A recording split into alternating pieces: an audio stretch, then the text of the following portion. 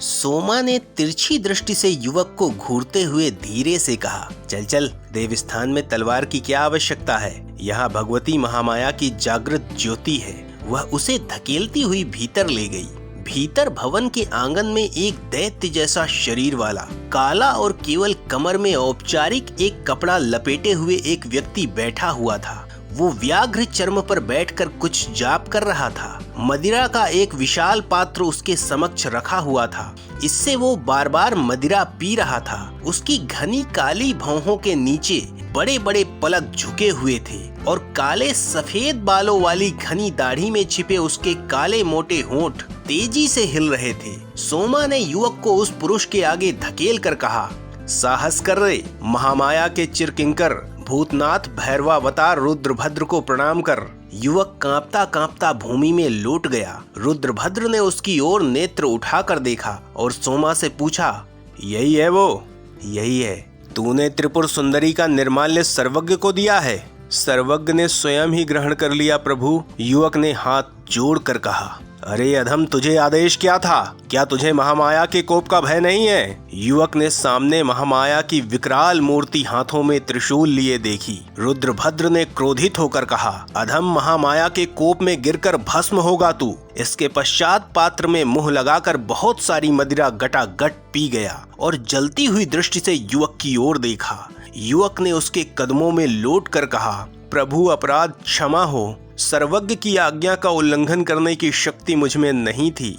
इसी समय भीतर से दो मुस्तंड निकले। वो भी निर्वस्त्र अवस्था में थे और मदिरा के नशे में थे। उनमें से एक ने कहा, बाबा, आज इसे महाकाल की बलि दीजिए। देवार्पण होगा रे तू? रुद्रभद्र ने लाल लाल आंखें उठाकर पूछा। नहीं बाबा, मुझे जाने दीजिए। किंतु बाहर आए दो मुस्तंडों में से एक ने उसकी कलाई पकड़ ली। उसने कहा, पापी महामाया के मंदिर को भ्रष्ट करके भाग जाना चाहता है। दूसरे ने कहा, मंदिर को भ्रष्ट करके कोई नर यहाँ से जीवित नहीं जा सकता है। रुद्रभद्र ने पुनः मदिरा पी और गरज कर पुकारा, व्याघ्रदंत। एक विकराल निर्वस्त्र व्यक्ति निकल कर आया। उसके पूरे अंग में सिंदूर लगा हुआ था और हाथ में एक विशाल त्रिशूल था। उसने आते ही युवक को धरती पर पटक दिया और त्रिशूल उसके कंठ पर रख दिया और चिल्लाकर कहा, जय माया। सोमा भयभीत हो गई और चिल्ला कर दौड़ी। उसने त्रिशूल दोनों हाथों से पकड़ लिया और कहा, नहीं नहीं, ये महाकाल का प्रसाद है, यहाँ इसका रक्त नहीं गिरेगा। पुरुष ने त्रिशूल हटा लिया। वह रुद्रभद्र की ओर देखने लगा। सोमा ने रुद्रभद्र के कानों में मुंह लगाकर कहा, ये महाकाल का प्रसाद है, इसे प्रातः महाकाल को बलि देना होगा। अभी इसे मुझे सौंप दीजिए प्रभु। अच्छा, तो तू इस पर आसक्त है? पापनी, दूर हो जा। वह ठहाके लगाकर हंसने लगा और पात्र में मुंह लगाकर मदिरा पीने लगा। सोमा ने पुनः उसके कान में कुछ कहा। इस पर रुद्रभद्र ने उसे पीछे धकेलते हुए खड़े होकर कहा, झूठ, सर्वथा झूठ, दूर हो जा चुड़ैल। अब उसने गरज कर कहा, पापी को खंभे में बांध दो। युवक को कसकर खंभे से बांध दिया गया। सोमा रुद्रभद्र से धक्का खाकर भी उठी और मदिरा का पात्र युवक के मुंह पर लगाकर कहा, पी जा धर्मी, महामाया का प्रसाद है, इससे साहस बढ़ेगा। युवक ने बिना विचार किए गटागट मदिरा पी ली। पात्र में जो बचा उसे सोमा ने पीकर पात्र को धरती पर फेंक दिया। इसके पश्चात वो चारों ओर घूमकर अलाप जैसा करने लगी। रुद्रभद्र ने गरज कर कहा, निर्माल्य लाओ। गंग सर्वज्ञ स्वस्थ होकर आसन पर बैठे। उनके सामने दूसरे आसन पर भीमदेव बैठे। युवराज ने कहा, भगवान, यह तो ठीक नहीं हुआ। सर्वज्ञ, क्या आपने म्लेच्छ को अभय दिया, चिरंजीवी रहने का आशीर्वाद दिया और सकुशल चले जाने दिया? सर्वज्ञ हंस दिए। उन्होंने कहा, अच्छा क्यों नहीं हुआ कुमार? हाथ में आए शत्रु को छोड़ना अच्छा है, पर शत्रु कौन है? प्रभु, मैं ये वेदांत विचार नहीं कर सकता, किंतु गजनी का ये दैत्य सोमपट्टन पर आक्रमण करे तो महाराज गुजरात का गौरव भंग होगा। क्यों? गंग सर्वज्ञ के प्रश्न का उत्तर भीमदेव नहीं दे सके। वो सर्वज्ञ का मुख देखते रह गए।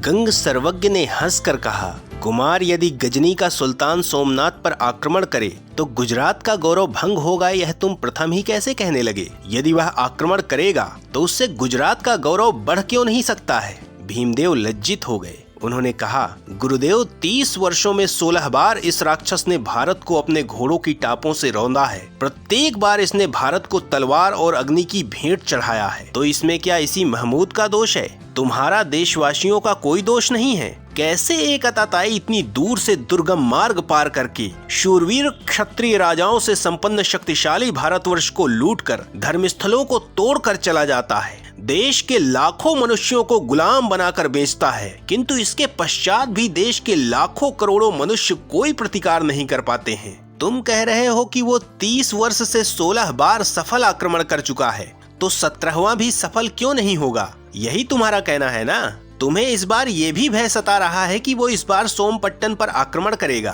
और इससे गुजरात का गौरव भंग होगा।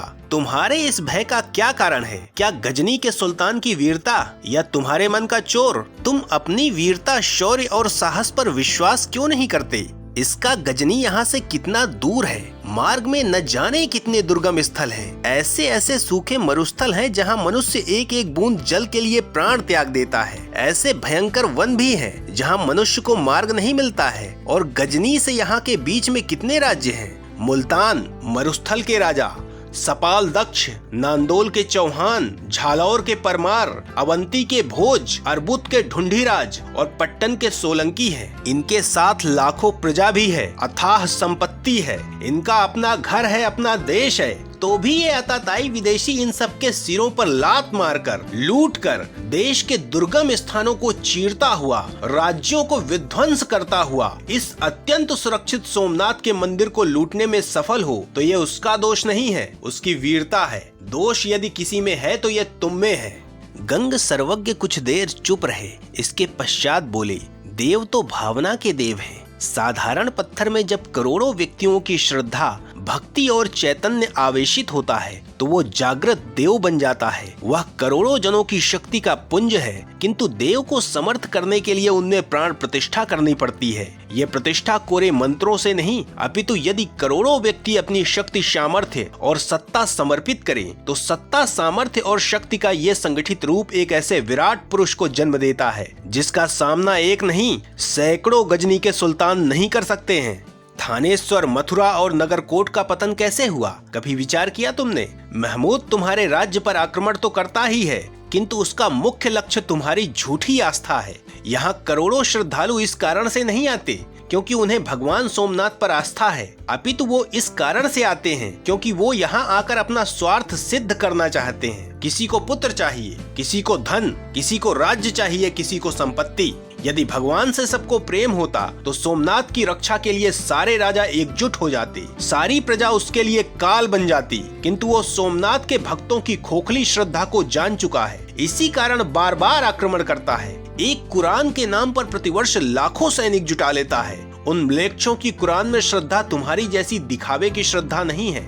इसी कारण से कुमार मैंने उसे आशीर्वाद दिया और प्राणी मात्र को अभय तो भगवान सोमनाथ के इस आवास का नियम है और उस नियम का ठीक से पालन हो, इसे देखना मेरा कर्तव्य है। यह भी तो देखो। किंतु गुरुदेव, शत्रु के विनाश की शक्ति क्या देवता में नहीं है? कुमार, यदि राजा के मंत्री, सेना और प्रजा अनुशासित ना हो, सहयोग ना करे, तो राजा के पास शक्ति कैसे रहेगी? राजा की शक्ति उसके शरीर में नहीं है, शरीर से तो वो केवल एक साधारण मनुष्य है। जब उसे राजा के रूप में स्वीकार करके मंत्री और सेना उसका सहयोग करते हैं, तब वह शक्तिशाली होता है। इसी प्रकार देवता भी तब तक एक पत्थर का टुकड़ा ही है। उसकी सारी शक्ति उसके भक्तों में होती है। यदि वो अपनी शक्ति का समर्पण सोमनाथ के लिए करे, तभी ये देवता उनकी रक्षा कर सकते हैं। बहुत देर तक कुमार भीमदेव सर्वज्ञ के उपदेश को समझने का प्रयास करते रहे। इसके पश्चात उन्होंने पूछा, यदि गजनी का ये सुल्तान सोमनाथ पर आक्रमण करे तो हमें क्या करना चाहिए? जिस प्रकार तुम चाहते हो कि देवता तुम्हारी रक्षा अपने पूरे सामर्थ्य से करे, उसी प्रकार तुम्हें अपने पूरे सामर्थ्य से देवता की रक्षा करनी होगी।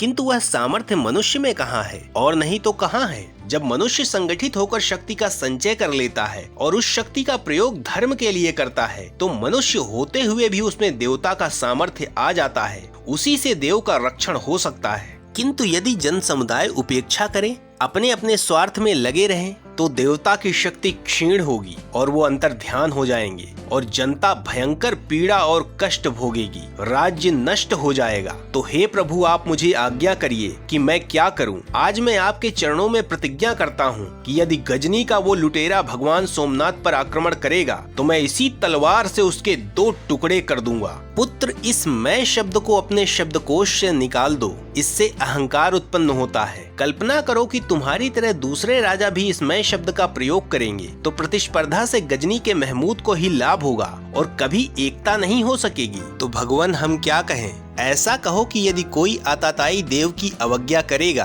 तो भारत उसे कभी सहन नहीं करेगा। तो यही सही प्रभु। भीमदेव कुछ और कहना चाहते थे, किंतु इसी समय गंगा घबराई हुई आई और उसने कहा, प्रभु, चौला आवास में नहीं है। आवास में नहीं है तो कहाँ है? सर्वज्ञ ने पूछा। ये तो मैं नहीं जानती, किंतु मुझे कुछ संदेह है। गंग सर्वज्ञ कुछ आवेशित हो गए। उन्होंने कहा, कुमार, तुम मेरे साथ आओ। वो गुप्त गर्भ मार्ग से त्रिपुर सुंदरी मंदिर की ओर लपके। युवराज भीमदेव भी उनके पीछे हाथ में नंगी तलवार लिए हुए थे। आगे क्या हुआ जानने के लिए हमारे अगले एपिसोड की प्रतीक्षा कीजिए। इस वीडियो का संपूर्ण आनंद आपको तभी मिलेगा जब आप इन्हें आरंभ से देखेंगे। सारे वीडियो चैनल पर हैं। सोमनाथ का रण नाम के साथ एपिसोड नंबर डालकर सर्च करने पर मिल जाएंगे। तो आरंभ से वीडियो देखकर आनंद उठाइए। वीडियो को लाइक करें, शेयर करें और यदि आपने अभी तक हमारे चैनल को सब्सक्राइब नहीं किया है तो इसे सब्सक्राइब अवश्य करें। हर हर महादेव।